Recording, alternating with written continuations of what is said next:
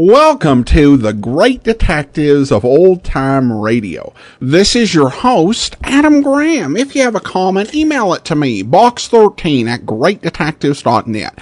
Follow us on Twitter at Radio Detectives and become one of our friends on Facebook. Facebook.com/Radio Detectives. Our listener support campaign continues. You can support the show on a one-time greatdetectives.net or by sending a donation to the Zelle app to box13@greatdetectives.net or by mail to Adam Graham, P.O. Box 15913, Boise, Idaho 8, or become one of our orders for as little as $2 per month.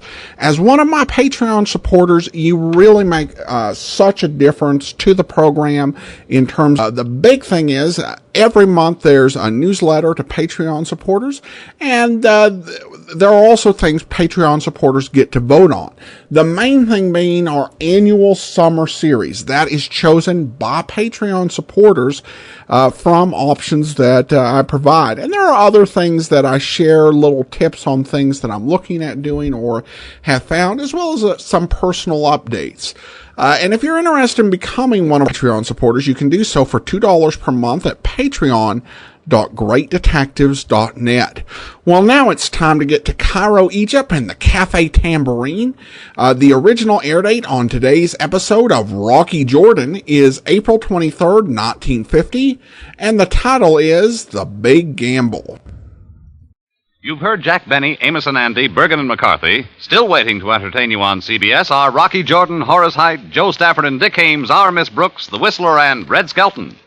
Now, Del Monte Foods brings you a world of adventure with Rocky Jordan.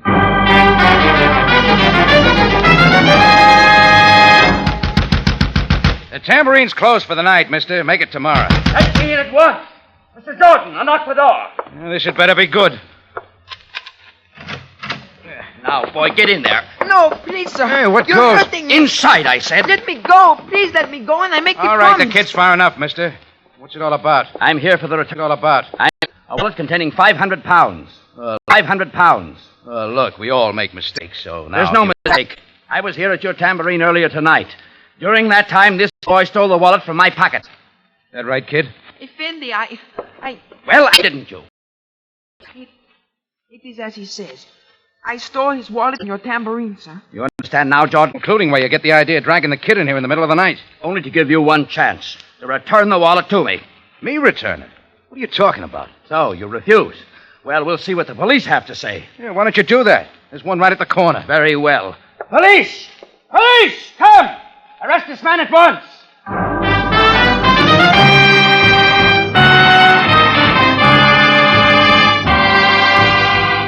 Del Monte, the brand you trust for flavor in so many good foods. Yes, Del Monte, the best-liked brand of canned fruits and vegetables in the whole wide world, takes you now to the Cafe Tambourine in Cairo, gateway to the ancient East, where modern adventure and intrigue unfold against a backdrop of antiquity. Tonight's Rocky Jordan story, The Big Gamble.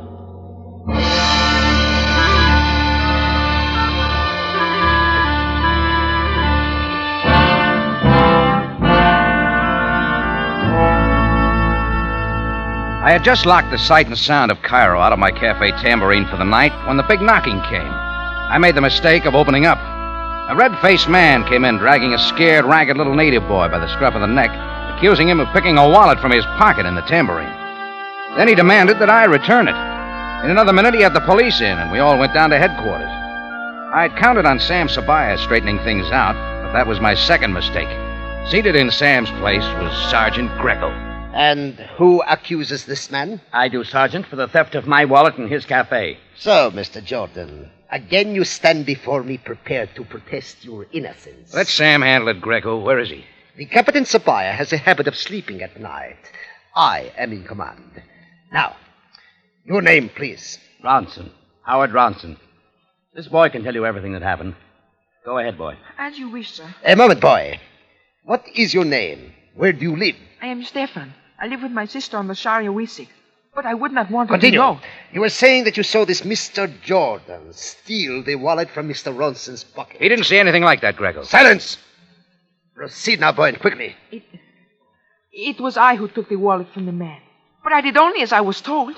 Go on. Tell him who hired you to steal there. I was hired by Mr. Jordan. Everything that I stole in the Tambourine, I was to turn over to him. Most interesting. Most interesting indeed. Greco, don't tell me you believe all this. And why should I not believe it? Anybody with a lick of sense could spot this as a frame-up. Get Sam down here. He can tell you. It is hardly necessary to awaken the Captain about such a small matter. Sergeant, it's certainly not a small matter to me. My wallet contained 500 pounds. All I had in the world. I'm stranded in Cairo without it. Yes, Mr. Ronson. We have ways of getting the truth from men such as this. Where is it, Mr. Jordan? I wouldn't know. The boy can tell us. Where did Mr. Jordan tell you to put it, boy? He told me to place it in the yellow bowl, back of the Tambourine bar. I suggest we look there immediately. If it takes a search warrant... That won't be necessary. Then come, all of you. We shall see now who is telling the truth.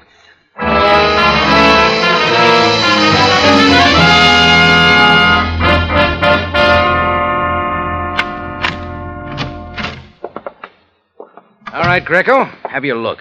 Now, boy, about the bowl where Mr. Jordan told you to hide the wallet. There, at the back end of the bar. Stay where you are. I will see. Well, Sergeant? Would you care to see Mr. Jordan? No, it figured to be there. Look at it, Mr. Ronson. Is this your wallet? Wait. Yes, it is. And the boy was right. As I thought. Now, we shall return to headquarters. The wallet was planted there. Don't ask me why, but I still say it's a frame. You will have full opportunity to say what you like at the proper time. Come now. And you, boy. Oh, please, Sergeant. It is not that I wish to steal. Mr. Ronson would not want me to go to jail. Wait, Sergeant. Yes, Mr. Ronson? The money, everything seems to be still here. You are indeed fortunate. I see no reason to go on with this. Do I understand, sir, that you will not prosecute this troublemaker after what has happened? You heard me. I'm dropping the charges. Mr. Ronson, I must advise you to reconsider. I don't need any advice. Now, why don't you take the boy home? I want a word with Mr. Jordan. Alone. Very well, sir. But I warn you, Mr. Jordan, you will be under the strictest surveillance. Yeah, sure. See you around, Greco. Mr. Jordan. That's all, boy. Take him away, Sergeant, quickly. Come, boy. Goodbye, Mr. Jordan. Well, aren't you going to thank me? Thank you for what? For dropping the charges against you? That depends on why. Of course, you paid the boy to plant the wallet there. Did I? He didn't like his job any too well. You know, it wouldn't be good for the Tambourine clientele to know they'd get their pockets picked when they came here. It might ruin business. Makes a good threat, Ronson. Now, what are you after? I'm glad you understand. You see, what I'm after, I intend to get. What do you intend to get? All I want is the use of your cafe and your reputation. Your cellar is quite ample for a few gaming tables. Gambling setup, huh? What else? Rest assured, I have the right connections in this sector. They'll furnish ample protection. Or they could make it rough for you, Jordan. Is that all now, Ronson? Oh, I'm not greedy. I'll even cut you in. Get out of here. Jordan, haven't I made it clear what could happen? Or do I throw you out? Either way. That won't be necessary. Suit yourself. Just make it quick. I told you I intend to get what I want in whatever way necessary. Think about it, Jordan. Think about it. Until I come back. I watched Ronson walk to the door. He turned, looked back at me, and then went out. Halfway down the block, he was joined by another man. They got into a car at the curb and drove away. I wondered when the next move would come. It didn't that night. I was still watching the next day as I walked toward the Hassan Mart to order some things for my Tambourine kitchen. Somebody was following me, all right. Not Ronson or his pal, but a frail, round-faced Egyptian girl. I kept going till I'd made sure, then I ducked into a doorway and waited for her to come by. Looking for somebody, lady? Oh, Effendi, I did not know. You could learn a lot of things about tailing people. Please, I did not wish to offend. What I must do is not easy. All right. What is it? You are Mr. Jordan, That's my name. and you are the owner of the Cafe Tambourine. The man who had some trouble with the boy there last night. I think you know that, too. A Muslim girl such as I cannot go into your cafe. So I followed, awaiting an opportunity.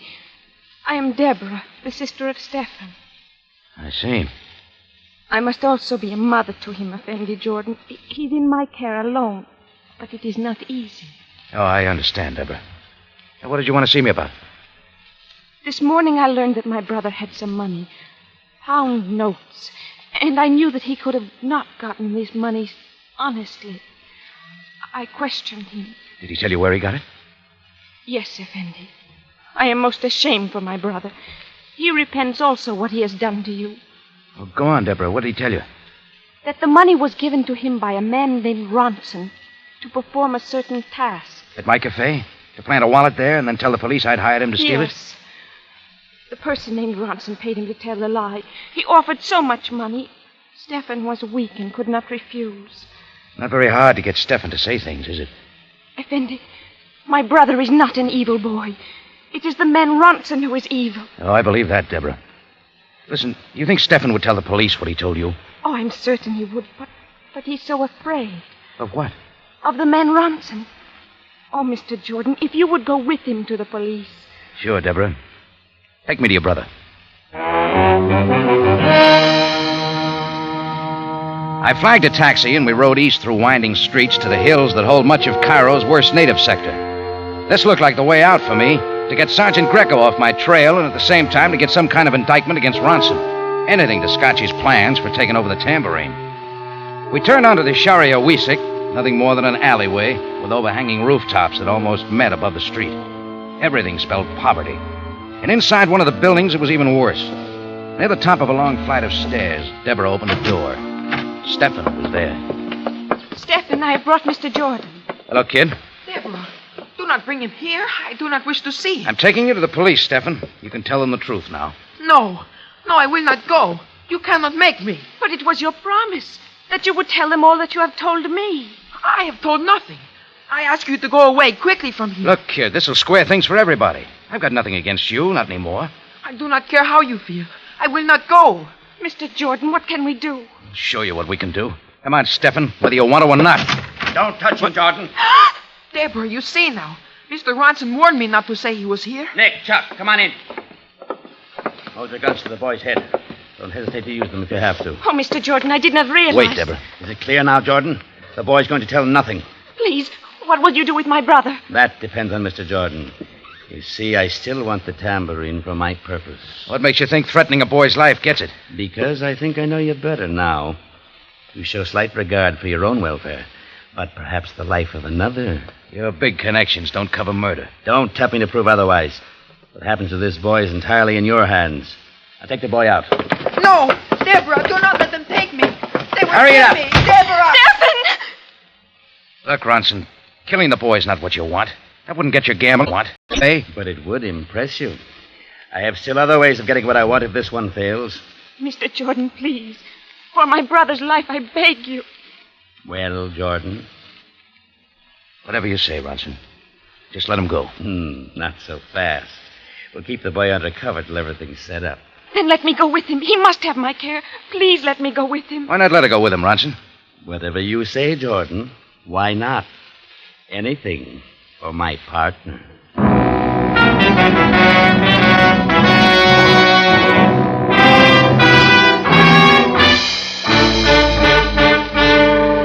Del Monte Foods is presenting tonight's adventure with Rocky Jordan.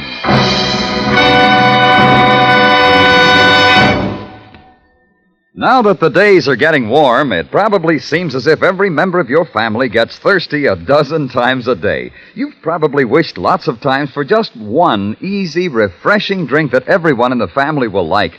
And I think you'll find it in Del Monte Pineapple Juice. That's right, Larry. Del Monte pineapple juice has a special kind of refreshing flavor that tastes good from breakfast to bedtime. Really, this sunny, healthful juice does offer you an extra dividend of refreshment, a golden tropic flavor. Such a perfect balance of tartness and sweetness you find in fully ripe pineapples and nowhere else. Del Monte starts with truly exceptional, superior pineapples, picks them ripe and packs them fast.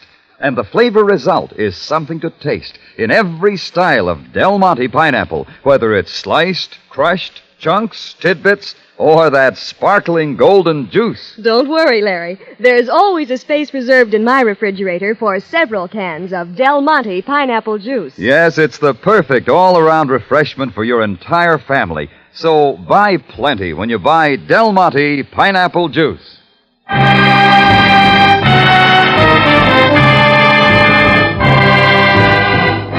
And now we take you back to Cairo and tonight's Rocky Jordan story, The Big Gamble.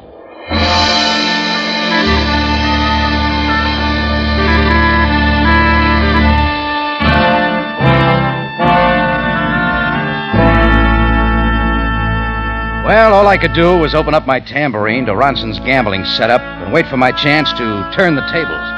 It was either that or the boys' head. By that night, I knew how well Ronson had laid his plans. The tambourine seller was all ready, and his mob were moving the gambling stuff in. Hurry it up, boys. The dice table's in the middle of the floor. Ronson.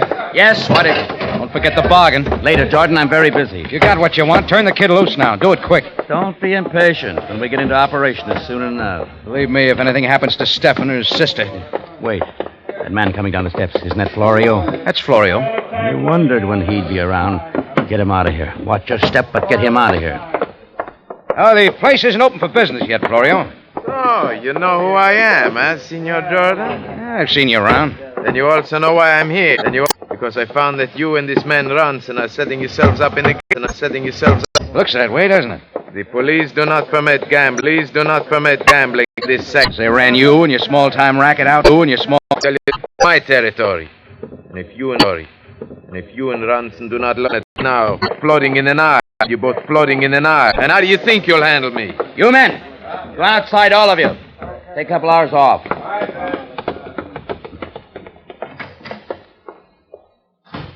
Ah, so you wish us to be alone, huh?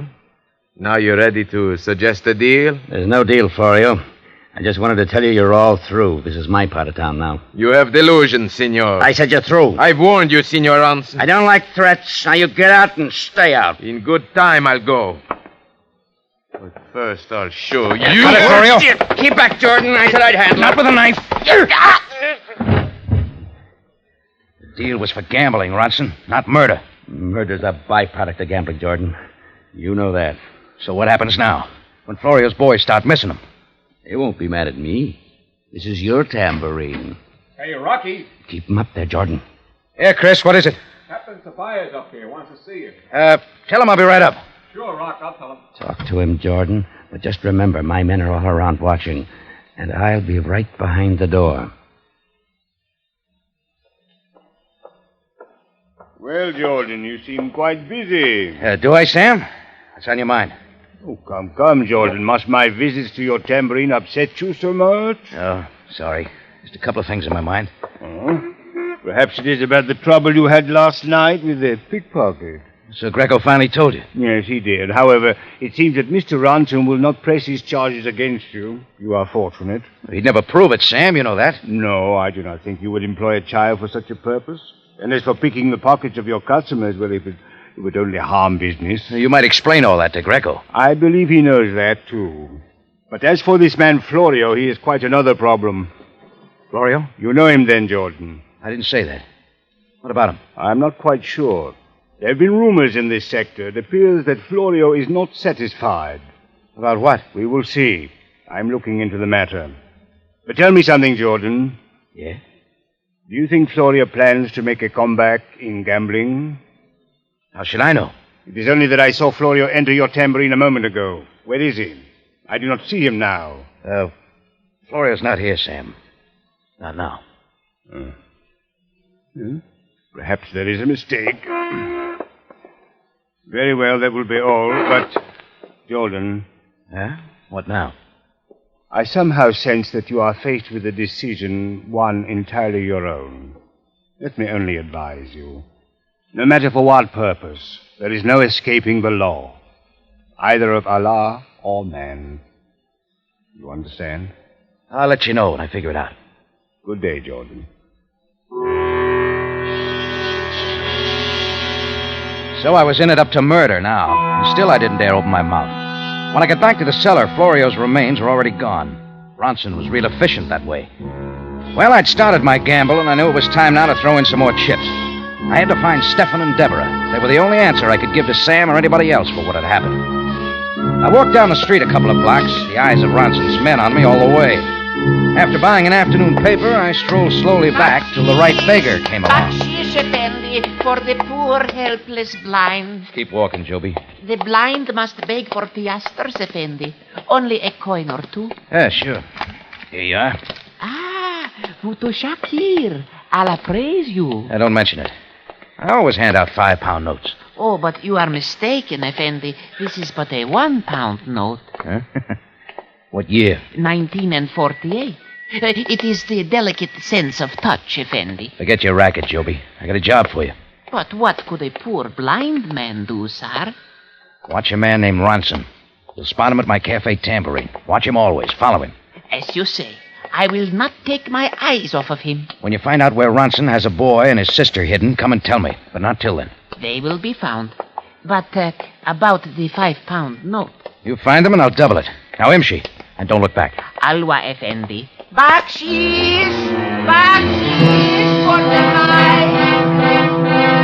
Joby was a shaky risk, but I had to count on him. Nothing came from him that night or the next day. And by then, Ronson had my cellar ready for customers. He moved his crew in that night.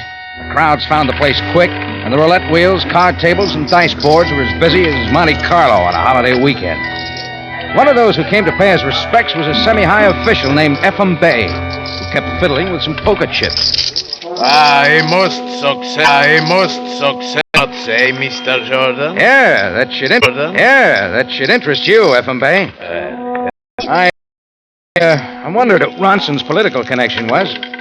What'd you cut? I could ask you the same question, could I not, Mr. Jordan? Bay's protection seemed to be enough. An opening night was a big success. Too big for the way I'd wanted. By closing time, Ronson was in great spirits. Very good night.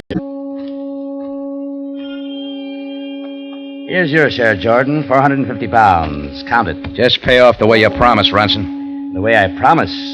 I don't remember. The kid and his sister. At least let me know where they are. And give up my best insurance? No. Things are going too well. Let's keep it that way. Ronson and his crew left the cellar for the night, but I knew some of them would stay close around. I wondered how long it would go on. I was just about to lock up the front Tambourine door when Joby moved out of his shadow. Bakshish! Bakshish for the blind, Effendi. Say it fast, Joby. I have found the boy Stefan and his sister, Mr. Jordan. Where? In a small houseboat on the Nile, the third north of the Bullock Bridge. Here. Here's your 10.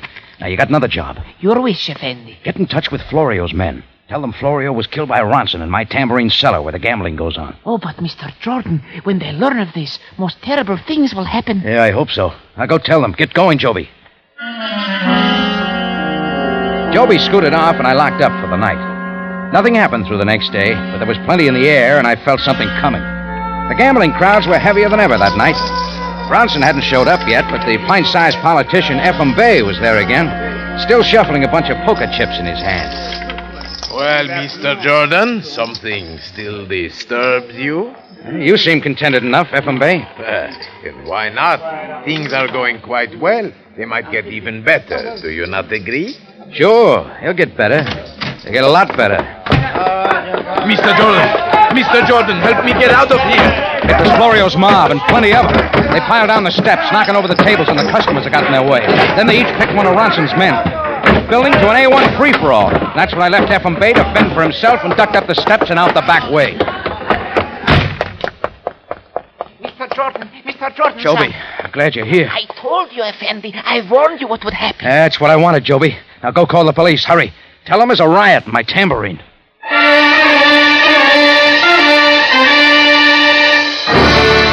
In just a moment, Rocky Jordan returns to conclude tonight's story.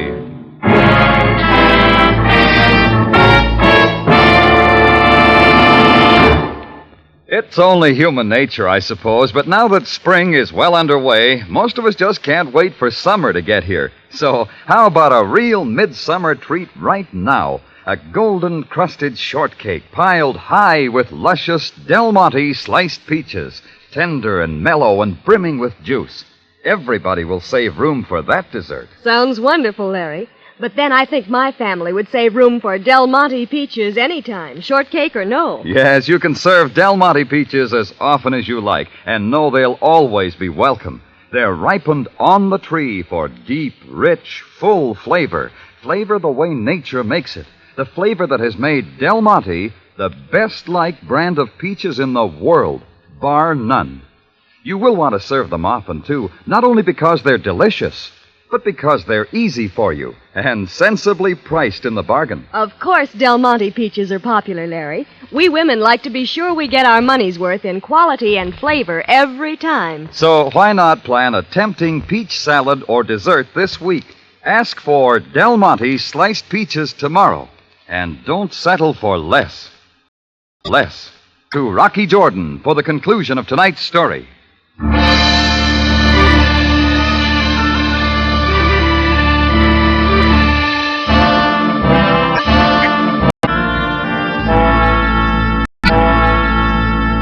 And in a few seconds, I spun my car out of the dark alley and turned down the hill. Parked near the bridge and made my way to the water's edge.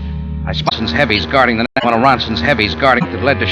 I moved upstream, so I moved a little way upstream. I was able to pull myself over the rail of the houseboat on the riverside. Just as I hit the deck, the guard heard me. He came running around, saw me too late. One try at his midsection, caved him in. Then it was man overboard.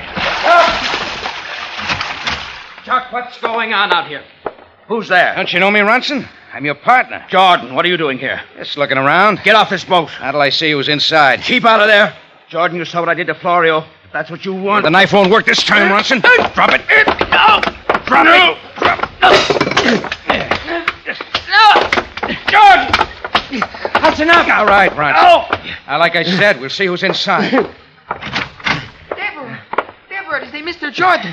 Effendi, Jordan, we feared you would never come. Well, it's all over now, Deborah. Ronson won't bother you anymore. Then we are free to go back to our home? Stefan, you promised to tell some things to the police, remember? Oh, I'm sure that he remembers. Yes, I wish to tell the police everything. And to prove to them that you did no wrong. Now, you've got yourself a big job, Stefan. But let's go.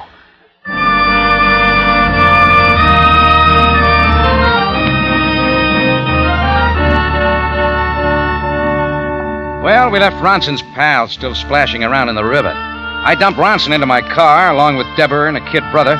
We all went down to headquarters. Sam Sabaya was there this time. Seems he'd been real busy locking up a lot of rioters for my Tambourine, and more were to be picked up later. Stefan and Deborah told Sam everything they knew, and I filled in the rest. And a little later, Sam and I went back to have a look at my Tambourine cellar. Well, Jordan, the rioters did a most thorough job. The place is torn to bits. Yeah, didn't miss a thing, did they, Sam? That's all right with me. Yes, I know. The beggar named Joby has told me how you contrived to have Florio's men raid your Tambourine and then send for the police. Maybe there was a better way. I don't know. Your motives were at the best, Jordan. That is the important thing. Anyhow, you got Ronson. For illegal gambling, a charge which is worth little in Cairo. The murder of Florio, perhaps, although the proof might not be so easy. With me as the only witness. But Ronson's kidnapping of the boy can be definitely proved, and that is enough. Sam, you might want to throw a few questions at a two-bit politician named Ephraim Bey. I did not tell you, did I, Jordan? It seems that Ephraim Bey stepped in the way of a flying chair at the height of the excitement. He is in the hospital. No. Hurt bad, Sam? No, but in some difficulty. At the moment, he is trying to explain to the commissioner how he could be here and know of gambling in this sector, yet never report it to the police. That'll give him a headache. If he does not already have one. Well, I will tell you good night now, Jordan. All right, good night, Sam. Maybe we can both get some sleep for a few nights now, huh? Would you like to bet on that, Jordan? Bet on it? Sam, you know I never gamble.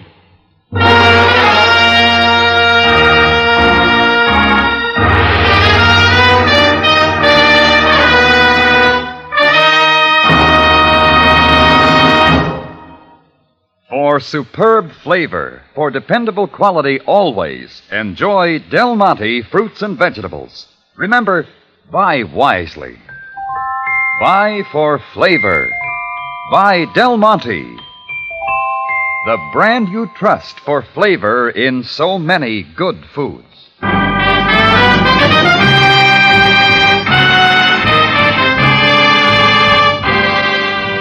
Rocky Jordan, written by Larry Roman and Gomer Cool, stars Jack Moyles in the title role with Jay Novello as Sam Sabaya, and is produced and directed by Cliff Howell, with original music composed and conducted by Richard Arrunt. Remember, you have a date next week at the Cafe Tambourine, run by Rocky Jordan. Same time, same station. And the story is The Mystery of Carl Kleist.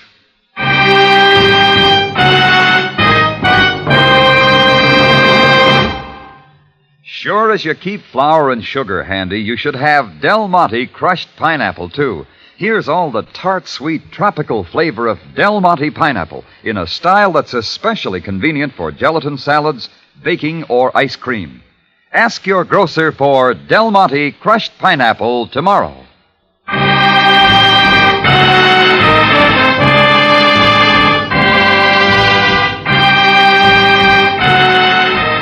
Larry Thor speaking. Rocky Jordan is presented over CBS, the Columbia Broadcasting System.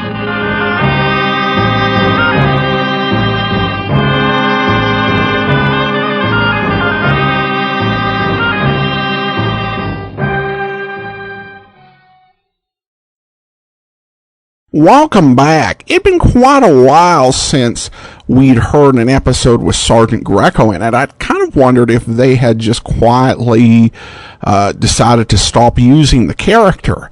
But he's here in this one. Essentially, Greco generally comes along when they need somebody to complicate the plot. And certainly he does that here.